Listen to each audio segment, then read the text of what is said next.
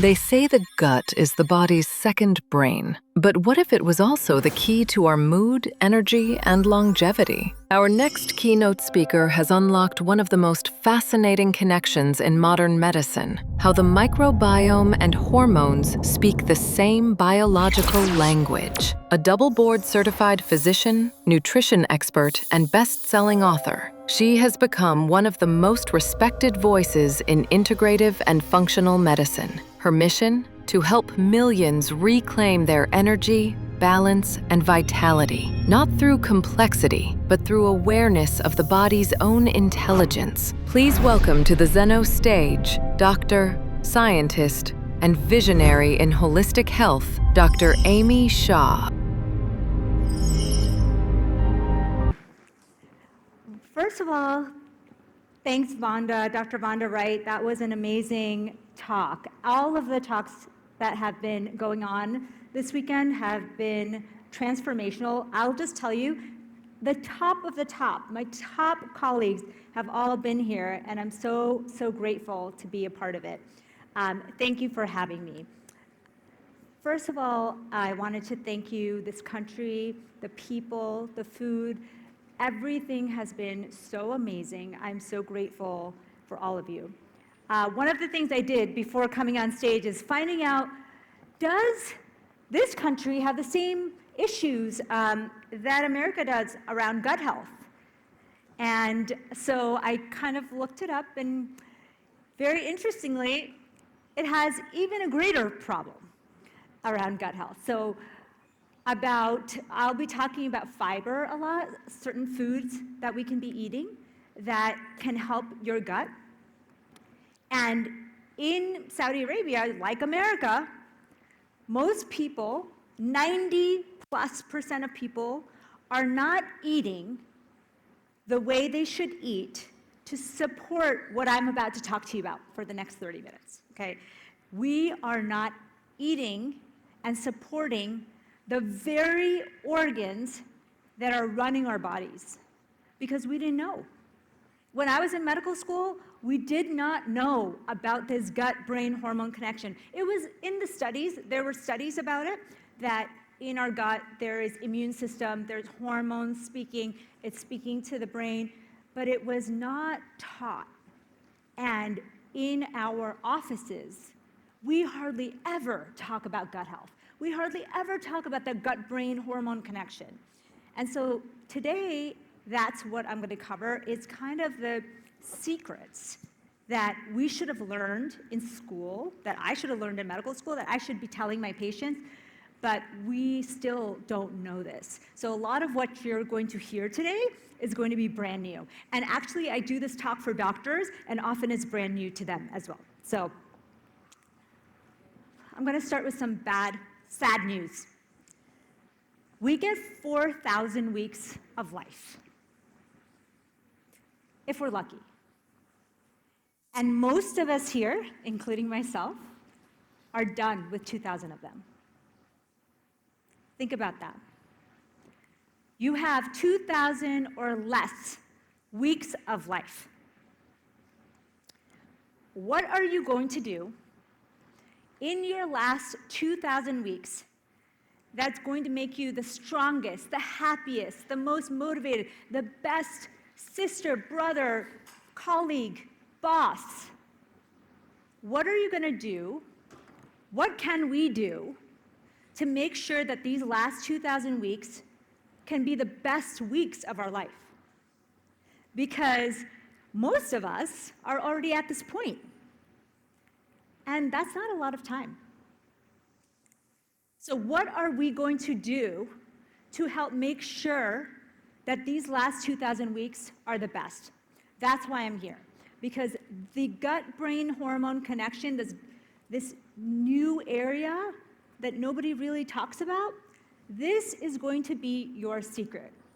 You have given me a lot of gifts by bringing me here and being so gracious.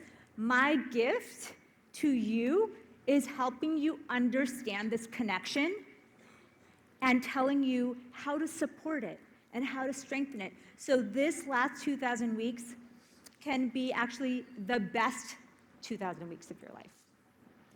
It's really morbid, but it's a great reminder, okay? So let's talk about the gut-brain connection. Did you know that when we are in utero, the gut and the brain are connected? They're touching, and then they separate, but they're always connected. We never talk about that. They are so intimately connected that all day long, right now, your gut is talking to your brain, okay? And your brain is talking to your gut.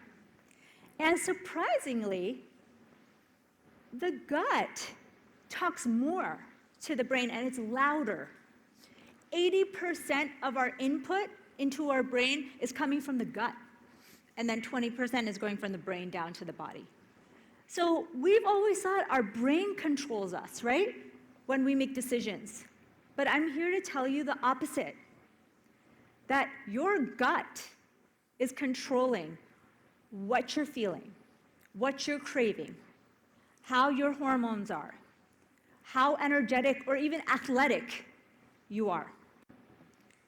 So it's just amazing because in normal life, in school, in the medical office, nobody tells you that this gut is that important. In my own medical training, when I was at Columbia University and I was sitting there and my hormones were completely out of whack, I had just had my second child, and I was sitting there and all of the studies that we were studying, every study was about how the gut talks to the immune system, talks to our hormones, talks to our brain. And I thought to myself, why don't we talk about this more? Why don't we tell people how to support their gut so that it can talk better to your hormones, so that it can talk better to your brain? So that's what I'm going to be talking about, is what you can be doing to actually support this. Because for most of your life, you're probably doing things that actually either hurt it or starve it. Okay? So this is the sad news. Over the generations, we are killing our gut bacteria. The trillions, the army that lives in our body, that is giving the brain the right signals, that's giving our hormones the right signals. We are killing it, so much so that today our generations have 30 to 50% less gut microbiome diversity than a few generations ago. When you look at, you look at hunter-gatherer societies, those societies of people who live in the jungle, very, very traditional tribal, they actually still have their gut microbiome, the same as generations ago. So what we are doing in our modern world is killing this very important army, which is going to be your communication to your brain. I'm going to give you the craziest study. Okay. Researchers took patients who had schizophrenia, and they took their gut microbiome, and they transplanted it into mice. Okay? Then they took patients who had no schizophrenia. They took their gut bacteria, and they put it into other mice, and they mixed it up. The researchers watched the mice.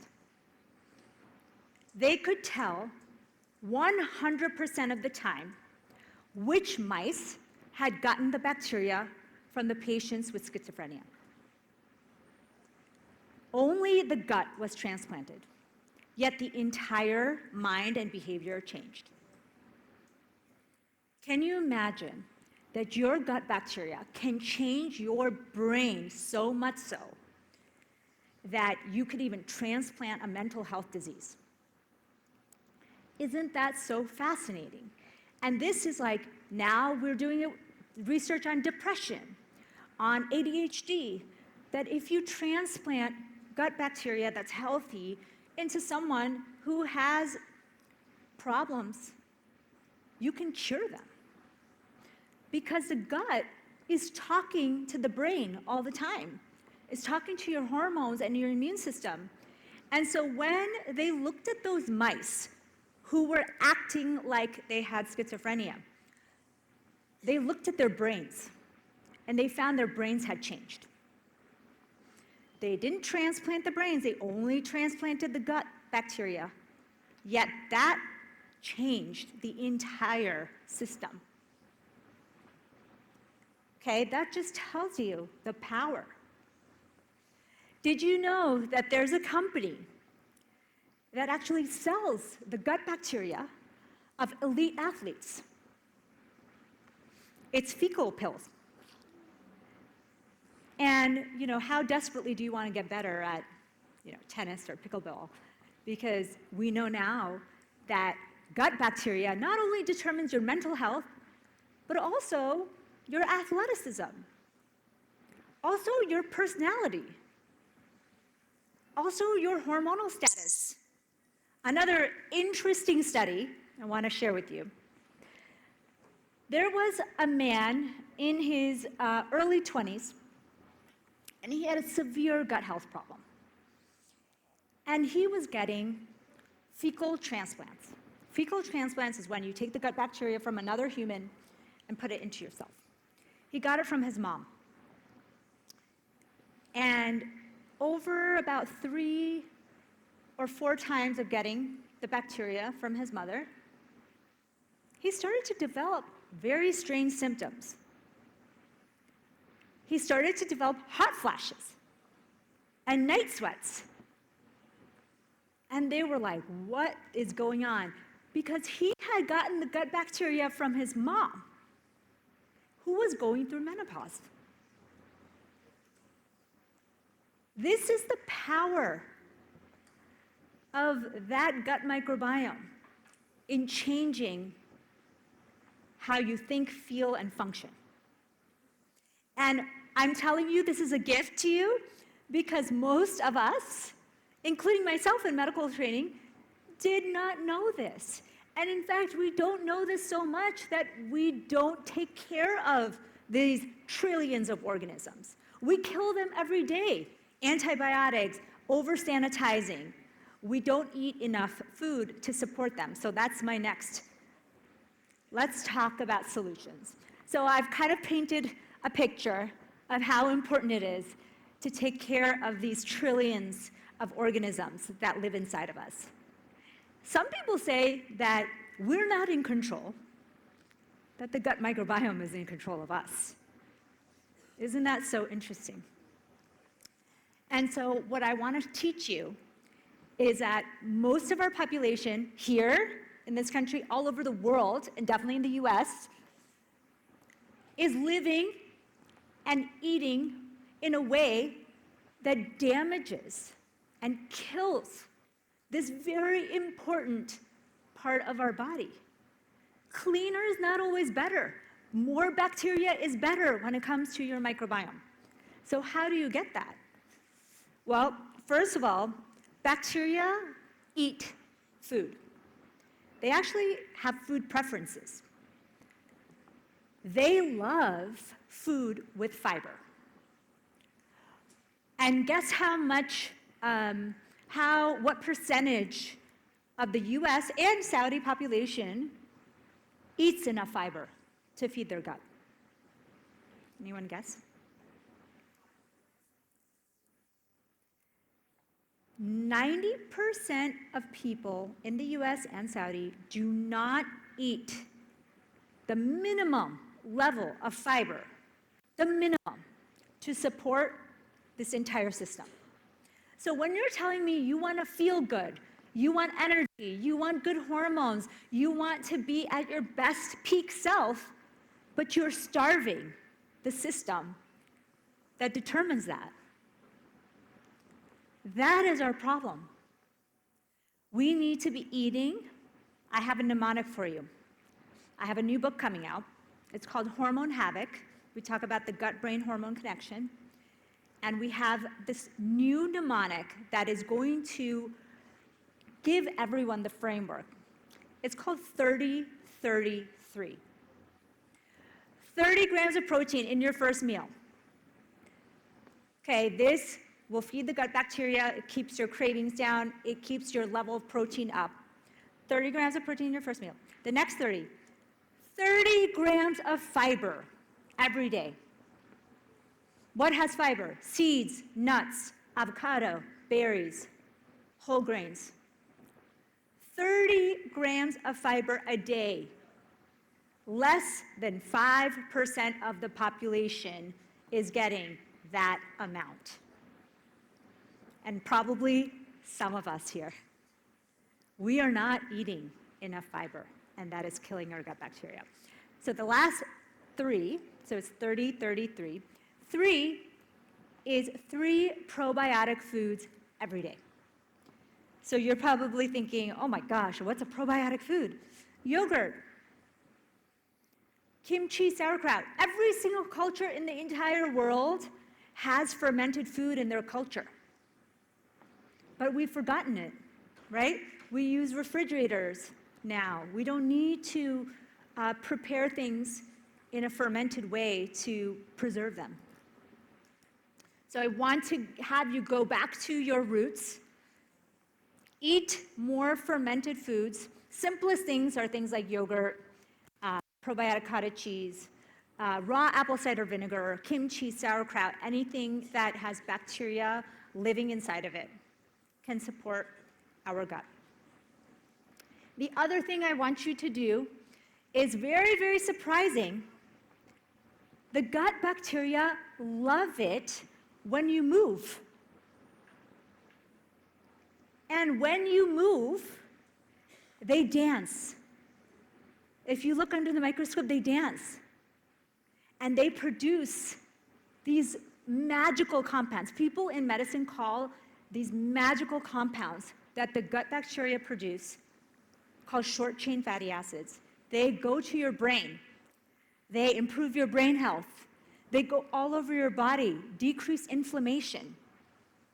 So they can help with things like diabetes and cancer and heart disease, hormonal issues, menopause. This is the secret. We even know that 40 minutes of a walk, just walking, 40-minute walk 3 times a week can grow the brain and the gut. There's an area of our brain called the hippocampus that even as an adult, you can still grow. Did you know that you could grow your brain even as an adult?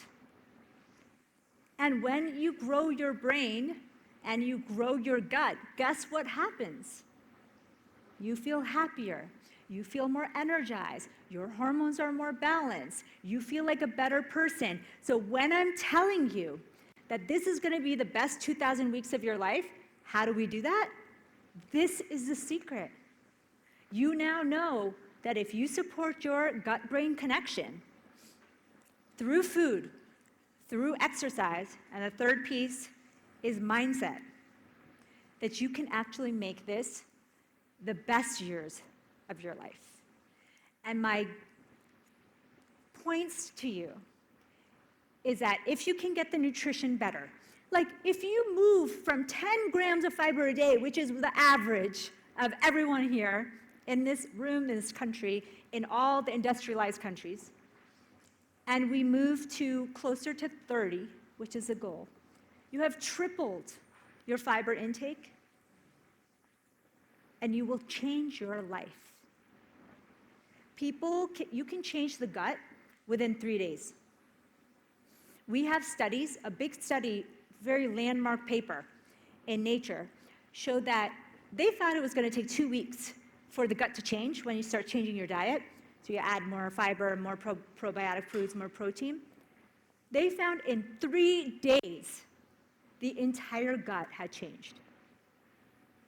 So I'm giving you the secrets today that is going to transform your gut, and it's going to transform your brain, and it will transform your life. So the third piece, besides nutrition, exercise, is mindset. So we have a very, very strong cortisol system. we have a big nervous system in our gut. Have you ever had that gut feeling when you're making a decision and you get this feeling in your gut and you're like, no, this is not right, right? That is your gut's nervous system. That gut nervous system is so smart, it remembers things from your past. Traumas, bad decisions that you made, it remembers, it's smart. And so then you have to listen and say, is this something that I had a bad experience with? What is happening? Because that gut nervous system is connected to your brain. So third piece, besides nutrition and exercise, is how do you relax that nervous system in a world where we are so wired to be nervous and stressed all the time? We listen to the news. We have all this information in our fingertips. And when you scroll social media, the things that stand out is the fear, is the stress. And so it's making you more fearful, more stressful. And then we're spending all this time inside, indoors, without nature, without sunlight. And our gut bacteria and our brain need nature and need sunlight. And so you need to really concentrate on how do you get your nervous system and your cortisol down and relaxed. Because when you do that, you can make better decisions, your gut bacteria thrive, and they can communicate better. I always think of the gut bacteria as like a super mom. You know those moms who handle everything, and they're the communicator, and they're calling, and they're making all the decisions? That's what's going on in your gut microbiome. So you need to let her, the super mom, you need to let her relax. You need to sleep. You need to go out in nature. You need to get sunlight, because she's doing all this work, and there has to be some time for recovery. The best athletes, the best performers, all need time for recovery. So I want to leave just a couple minutes for questions, but I wanted to share this with you because you have 2,000 weeks left in your life. What are you going to do to make these the best weeks of your life? Will you change your habits? Can you change the way you eat, the way you sleep, the way you function, the way you exercise to support this entire new world that I just told you about? Because if you want my secret for you to live the best 2,000 weeks of life, this is it. Thank you. Couple of questions? Yes. Can you give him a microphone?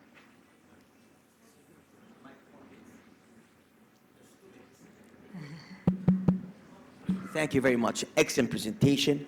I just want, for a while, I began to deal with food as an invasive act, invasive procedure, invasive process, because actually you are putting things inside your system. We don't think of it as invasive. If somebody puts you an injection, you think of it invasive. Taking food in your body is invasive. Now, unless you have awareness, you're allowing others to poison you.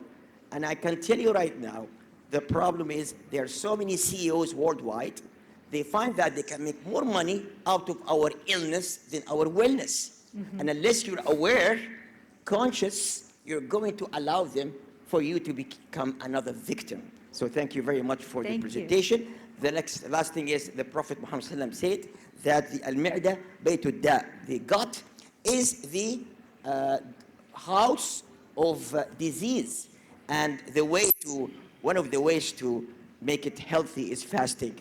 So he identified that it is the gut that will make your health better. Thank you. Yes. Excellent presentation. Thank you very much. Thank you. Yes. Excuse me, Dr. Ayam. Thank you so much for this wonderful presentation. How we can improve the brain-gut communications in already established inflammatory bowel disease patients. So we are talking about healthy people. How about Yes. those people already have the disease? In patients who have something like inflammatory bowel disease, I believe that this is an adjunct. Yes, you want to treat the disease with the conventional medications. But I believe that when you strengthen the microbiome, and that's brain-gut connection through food, through exercise, through lifestyle, you will actually support this. For example, every disease, even inflammatory bowel disease, gets better with fecal transplant, right? Where you can take healthy gut bacteria and put it into a person that has disease. Almost every disease gets better. So if we take that and think about that, how can we make our own gut microbiome stronger and better, that will support even in people who have inflammatory bowel disease. Thank you, Dr. Can we take Dr. one more question? I'm just sorry, here. I don't want to Dr. take too much time, but okay, Dr. one more. I'll hand it over. It'll be super quick. Thanks so much again for the session. It was superb.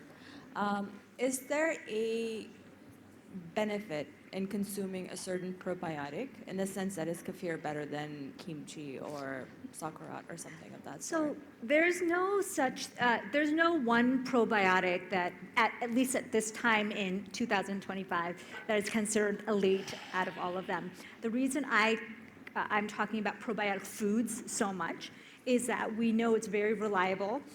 We know that for thousands of years, that's how we did get bacteria, because the food creates a net. So bacteria, if you put bacteria in your mouth, it will get killed because your body knows. Yeah, like just kill, most of it gets killed. So probiotics, much of it gets killed. Now, it's not bad to take probiotics, but when you take a food, it has a net. It brings it into your body. Your body knows when it's within a food to let it go. It needs to go all the way to the colon, all the way down in your digestion. And most probiotics, not all, most probiotics get killed well before they ever reach the place they need to go. So that's the problem. Dr. So quick question. If you have a patient that has no stomach, the duodenum was attached to the esophagus, how would you work on the gut-brain relationship? So the good news is that the majority of what I'm talking about is in the colon. The bacteria, if you think about how many bacteria, the density is mostly in the large intestine. So you go through the stomach, past the stomach, duodenum, and then into the large intestine. So you can do all of these same things to support your gut. Yeah, Dr. Ryan, last point. Oh, please. Last point here. Oh. Just I would like to add one of the point. Currently, we are working in allergy disease, especially food allergy, how we can play with the microbiome to restore the reaction of the immune system. That's a great question. Currently, we are doing some R&D related to that. And how you see that in your experience? So it's so interesting because I did a fellowship in immunology and allergy. And in that fellowship, we learned that most likely what's happening during food allergies is that the child's gut microbiome is learning all the food that it's eating. And it's by mistake thinking that this is foreign. So we do think it's a problem of the microbiome. But your question is, how do we reverse this? Unfortunately, at this time, we believe that it's permanent memory. That by the age of 2, 3, or 4, it's pretty much, at least by school age, the memory, the immune cells make a final decision. So there's lots of changes in the very early years, but it's very difficult. And that's what now people are doing, some immunotherapy options to try to, you can't really reverse it, but you can make it a little bit better.